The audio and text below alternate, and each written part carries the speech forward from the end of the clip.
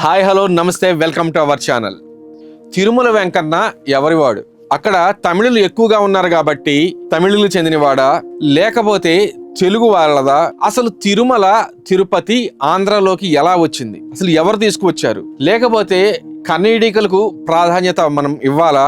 తిరుమల పేరు వినగానే ప్రతి హిందువుల్లోనూ రోమాలు లెక్కపొడుచుకుంటూ ఉంటాయి. ఈ మధ్యకాలంలో కర్ణాటక ముఖ్యమంత్రి డికే శివకుమార్ గారు మాకు కన్నడీకులకు ప్రథమ హారతి ఇవ్వాలి అని చెప్పి ఆయన పట్టుబడుతున్నారు. మరోపక్క తమిళనాడు వాళ్ళేమో మాకు అసలు ప్రయారిటీ మాకు బాగా ఇవ్వాలి, ఎందుకంటే మా వాళ్ళు భక్తులు ఎక్కువ, మాకు చెన్నై దగ్గర ఇదని చెప్పి అంటున్నారు. అసలు ఈ భూభాగం అంతా కూడా తమిళనాడులో ఉందని వాళ్ళు అయితే నానాయాగి చేస్తున్నారు. అసలు తిరుమల క్షేత్రం గురించి, అసలు తిరుమల తిరుపతి మన ఆంధ్రప్రదేశ్లో రావడానికి కారణం ఎవరు అనేది ఇప్పుడు ఒకసారి మనం చూద్దాం. తిరుమల తిరుపతి చరిత్ర ఎంతో ప్రాచీనమైంది. శేషాచలం అని కూడా పిలువబడే ఈ 7 కొండలు ఆదిశేషుని శరీరంగా పురాణాలు చెప్తూ ఉంటారు. సత్యయుగం నుంచి కలియుగం వరకు ఈ స్థలం విష్ణు భక్తులకు పరమ పవిత్రమైనది. కలియుగం ప్రారంభంలో మునులు ఒక యాగం చేస్తున్నప్పుడు త్రిమూర్తుల్లో ఎవరు శ్రేష్ఠులు అనే సందేహం వచ్చిందట. సో అప్పుడు నారదుడు సలహాతోటి భృగు మహర్షి, బ్రహ్మ, శివుడు, విష్ణువులు పరీక్షించడానికి బయలుదేరారు. చివరకు వైకుంఠానికి చేరుకున్నటువంటి భృగు మహర్షి లక్ష్మీదేవితోటి విశ్రాంతి తీసుకుంటున్నటువంటి శ్రీ మహావిష్ణువు రొమ్ముపై కాలుతో తంతారు. ఈ కథంతా మనకి తెలిసిందే. అయినప్పటికీ విష్ణువు కోప్పడకుండా మహర్షి పాదాలు నొప్పి పడ్డాయేమోనని చెప్పి అంటూ క్షమాపణ కోరతారు. అయితే ఈ సంఘటన అవమానంగా భావించినటువంటి లక్ష్మీదేవి వైకుంఠాన్ని విడిచి భూలోకానికి వచ్చారు. లక్ష్మీదేవిని వెతుక్కుంటూ శ్రీ మహావిష్ణువు కూడా భూలోకానికి వచ్చి చివరకు శేషాచలంపై శ్రీనివాసుడిగా నివసించాలని నిర్ణయించుకున్నారు. ఈ కథ వరాహ పురాణం, తర్వాత భవిష్యోత్తర పురాణం వంటి గ్రంథాల్లో వివరించబడి ఉంటుంది. అప్పటికే తిరుమలలో వరాహస్వామి వారు నివసిస్తున్నారు. శ్రీనివాసుడు అక్కడ నివసించేందుకు అనుమతి కోరగా వరాహస్వామి భూమిని ప్రసాదిస్తారు. అయితే ముందు తన దర్శనం తర్వాతే నీ దర్శనం జరగాలి అని, అంటే వెంకటేశ్వర స్వామి దర్శనం జరగాలని ఒక నియమాన్ని ఏర్పాటు చేసుకున్నారు. అందుకే ఇప్పటికీ కూడా భక్తులు వరాహస్వామిని దర్శించడం ప్రత్యేక సాంప్రదాయంగా భావిస్తారు.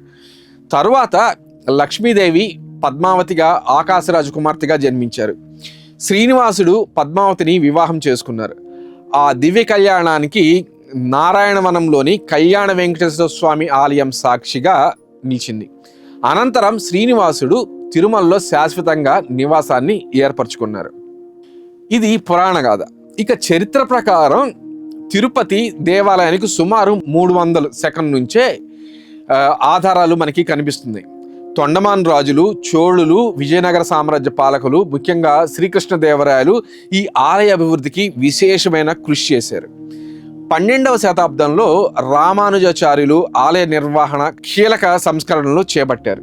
అనంతరం వివిధ రాజవంశాలు, తర్వాత బ్రిటిష్ పాలన, ప్రస్తుతం తిరుమల తిరుపతి దేవస్థానం ఆధ్వర్యంలో ఈ మహాపుణ్యక్షేత్రం ప్రపంచ ప్రఖ్యాతిని సొంతం చేసుకుంది. అయితే పురాణ గాథల్లో కూడా స్వామివారి విగ్రహానికి సంబంధించిన ఎన్నో విశేషాలు ఉన్నాయి. అవి అన్నీ కూడా సోషల్ మీడియాలో వైరల్ అవుతాయి. అయితే వీటిలో నిజాలు ఎంత అనేది కనుక మనం తీసుకుంటే, ఏదైనా కానీ అదే స్వామి చెప్పినట్టుగా నిప్పులేంది పొగరాదు అని అంటారు కదా. సో స్వామివారికి నిజమైన జుట్టు ఉందని ఇక్కడ భక్తుల విశ్వాసం. ఎందుకయ్యా అంటే గంధర్వ కన్య అయినటువంటి నీలాదేవి తన జుట్టును సమర్పించిన కథ దీనికి సంబంధించిందిగా చెప్తుంటారు. అందుకే భక్తులు కూడా తమ నీలాలను సమర్పిస్తూ ఉంటారు. సో అలాగే స్వామివారి విగ్రహాన్ని స్వయంభూగా భావిస్తారు. ఆయన వక్షస్థలం పైన లక్ష్మీదేవి కొలువై ఉన్నారని భక్తుల విశ్వాసం. ప్రపంచ ప్రసిద్ధి చెందినటువంటి తిరుపతి లడ్డు ప్రసాదం కూడా ఈ క్షేత్రానికి ప్రత్యేక గుర్తింపును తీసుకొచ్చింది. తర్వాత ఇక వివిధ సేవలు కంకణం, ముండం వంటి వివిధ సేవలు ఏవైతే ఉన్నాయో, భక్తి సంప్రదాయాలు నేటి కూడా కోట్లాది మంది భక్తులు ఆచరిస్తూనే ఉన్నారు, పాటిస్తున్నారు. తిరుమల తిరుపతి దేవస్థానం కేవలం దేవాలయం మాత్రమే కాదు, ఇది భక్తి చరిత్ర, సాంప్రదాయాలు, విశ్వాసాల సమ్మేళనం. అసలు తిరుమల కొండలు తమిళనాడుకు వెళ్ళిపోవాల్సిన మాట ఈ కలియుగంలో. అంటే ఇక్కడ మనం కలియుగం అయిన తర్వాత ఈ ప్రాంతం నాది ఈ ప్రదేశం నాది, మనం ఇవన్నీ కూడా చేసుకుంటూ వచ్చాం. ఈ భూభాగం కూడా తమిళనాడుకి వెళ్ళిపోవాల్సింది. కానీ లాస్ట్ మినిట్ లో మనకి ఎలా దక్కిందో తెలుసా? 1953 సంవత్సరంలో మద్రాసు రాష్ట్రం నుంచి మనం విడిపోయినప్పుడు తమిళ నాయకులు తిరుపతి తమదే అంటూ పెద్ద ఎత్తున ఉద్యమం చేశారు. ప్రాచీన కావ్యాలను వాళ్ళు సాగ్గా చూపించి తిరుమలను లాక్కోవాలని చూశారు. అప్పుడు మన తెలుగు వాళ్ళు మద్రాసు మాకు పోయినా పర్లేదు, తిరుపతి మాత్రం మేము వదులుకోం అని తేల్చి చెప్పేసేసారు. ఆ నేతలు ఎవరయ్యా అంటే మన నేతలు బెజవాడ గోపాలరెడ్డి గారు, అలాగే వావిలాల గోపాలకృష్ణయ్య గారు పక్కా ఆధారాలతోటి పటస్కర్ కమిషన్ ముందు పోరాడారు. ఒక గ్రామమే ఒక యూనిట్ అనే ఫార్ములాతో తెలుగువారు ఎక్కువగా ఉన్నటువంటి తిరుపతి ఆంధ్రాలో సేఫ్గా ఉండిపోయిందనమాట. ఆ మహానుభావులైనటువంటి దార్శనికత వల్లే ఈరోజు శ్రీవారు మన ఆంధ్రప్రదేశ్లో తిరుమలలో కొలువై ఉన్నారు. సరే, ఇదంతా బాగానే ఉన్నది. కానీ కర్ణాటక ముఖ్యమంత్రి శివకుమార్ చేసిన వ్యాఖ్యలు ఎందుకు దుమారం లేపుతున్నాయి?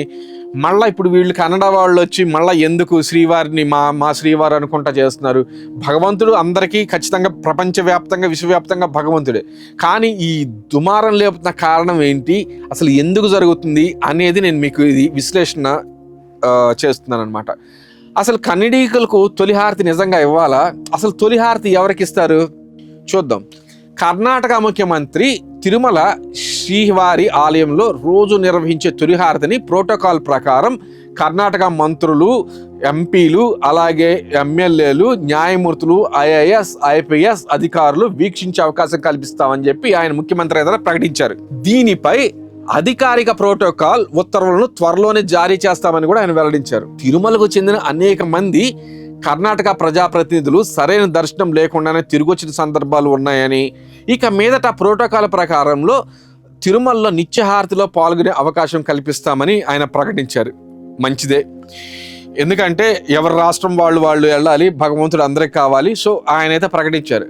అయితే కర్ణాటక ముఖ్యమంత్రి చేసిన ఏకపక్ష ప్రకటనపై తిరుపతి దేవస్థానం నుంచి తీవ్రమైన వ్యతిరేకత వ్యక్తమవుతుంది.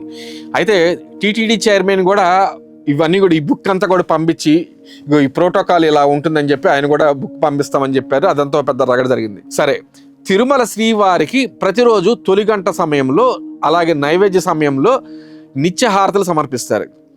20 మఠాలు మైసూరు సంస్థానం తరఫున మొత్తం 21 నిత్యహారతులు సమర్పిస్తారు.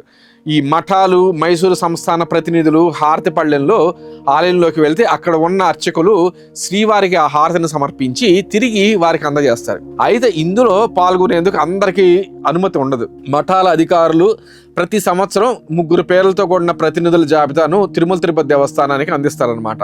ఆ జాబితాలోనే ప్రజాప్రతినిధులే కూడా నిత్యహారతిలో పాల్గొనాల్సి ఉంటుంది. అలాగే మైసూరు సంస్థానం తరఫున కర్ణాటక అధికారిక ప్రతినిధి తొలిహారతి కార్యక్రమంలో పాల్గొంటారు. ఇది ఎప్పటి నుంచో వస్తుంటే ఆచారం. ఎందుకయ్యా అంటే మన దేశానికి స్వాతంత్రం రాకముందు తిరుమల పుణ్యక్షేత్రం అభివృద్ధికి మైసూరు మహారాజు అప్పట్లో తోడ్పాటు అందించారనమాట. తిరుమల శ్రీవారి బ్రహ్మోత్సవాల్లో ఉపయోగించే వాహనాలతో పాటుగా ఏనుగు దంతాలు, కళాకృతులతో పల్లకిని ప్రత్యేకంగా తయారు చేయించారు. అలాగే 1245లో మైసూరు మహారాజు జైచామ రాజేంద్ర వడియార్ ఆయన విలువైన కెంపుల హారాన్ని శ్రీవారికి సమర్పించారు. మైసూరు మహారాజు గౌరవార్థం ఆ సంస్థానం తరఫున కర్ణాటక ప్రతినిధికి శ్రీవారి ఆలయంలో తొలి హారతి అందిస్తారు. ఇది కారణం. అలాగే మైసూరు మహారాజు జయంతి సందర్భంగా కూడా తిరుపతి దేవస్థానం ఏటా పల్లవోత్సవాన్ని నిర్వహిస్తూ ఉంటారు. ఉత్తరాభాద్ర నక్షత్రం రోజున ఈ ఉత్సవాన్ని నిర్వహిస్తూ ఉంటారు. అలాగే ప్రతిరోజు తెల్లవారుజామున సుప్రభాత సేవ కంటే ముందు మైసూరు సంస్థానం తరఫున నవనీత హారతి, ఆలయంలోని అఖండ దీపాలైన బ్రహ్మ దీపాలకు నెయ్యి ఇచ్చే సాంప్రదాయం కొనసాగుతూ ఉంది. సో ఉగాది ఆస్థానం, దీపావళి ఆస్థానం, ఆణివార ఆస్థానాలలోనూ మైసూరు మహారాజు పేరుతో ప్రత్యేక హారతిని సమర్పిస్తారు. మైసూరు సంస్థానం తరఫున కర్ణాటకకు నిత్యహారతిలో ప్రాతినిధ్యం ఉండే, కానీ ఆ రాష్ట్రానికి చెందిన రాజకీయ నాయకులు, రాజకీయ నేతలు పాల్గొనేందుకు అవకాశాలు లేవని తిరుపతి దేవస్థానం ఖచ్చితంగా చెబుతుంది. ఇప్పుడు వాళ్ళంటే మణులు, మాణిక్యాలు ఇచ్చారు. అలాగే తిరుపతి దేవస్థానానికి కానీ శ్రీవారికి కానీ ఎంతో సేవ చేశారు. ఇప్పుడుండే రాజకీయ నాయకులు వీళ్ళు చేసే వేషాలకి వీళ్ళందరికీ ఎందుకు ఇవ్వాలి? అసలు ప్రత్యేక హారతులు, శాలువాలు, విరాళాలు ఇచ్చేసేస్తే ప్రత్యేక హారతులు ఇవ్వాలా? అసలే సామాన్య భక్తులకి దర్శనం అందట్లేదు. సో నేనేమంటున్నానంటే హారతి ఎవరికి ఇవ్వాలి ఎవరికి ఇవ్వకూడదు ఇవన్నీ కూడా పక్కన పెడితే అసలు తిరుమల తిరుపతి దేవస్థానం మనకి ఆంధ్రప్రదేశ్కి ఎందుకు వచ్చింది? ఎందుకంటే ఆయన ముఖ్యమంత్రి ఎవరు? కర్ణాటక ముఖ్యమంత్రి, సాక్షాత్ కర్ణాటక ముఖ్యమంత్రి అన్నారు కాబట్టి ఈ సందేహాలు అనేక మందిలో ఉన్నాయి. మాకు ఈమెయిల్స్ ద్వారా కానీ అలాగే వాట్సాప్లో కానీ మెసేజ్ వచ్చినాయి. అసలు ఏంటి ఇన్డెప్త్ అనాలిసిస్ ఏంటి అని చెప్పి అడగటం వల్ల సో కొంచెం లేట్ అయినా కానీ వీళ్ళకి కన్నడిగులకి హారతి ఇచ్చే సాంప్రదాయము, అలాగే పురాతన సాంప్రదాయము, అలాగే ఈ మన పురాణాలకు సంబంధించిన ఇవన్నీ కూడా ఈ టాపిక్స్ అన్నీ కూడా మీకు ఇప్పుడు ఇవ్వడం జరిగింది. సో ఈ టాపిక్ కనుక మీకు నచ్చినట్లయితే కింద కామెంట్లో ఓం నమో వెంకటేశాయ అని టైప్ చేసి మన హిందూ ధర్మం యొక్క ధర్మాన్ని కాపాడుతూ అలాగే వెంకటేశ్వర స్వామి మీద భక్తి ప్రపత్తులతోటి మెలగాలని కోరుకుంటూ మీ శ్రీనివాస్ భరద్వాజ్ రావినూతల. Thank you.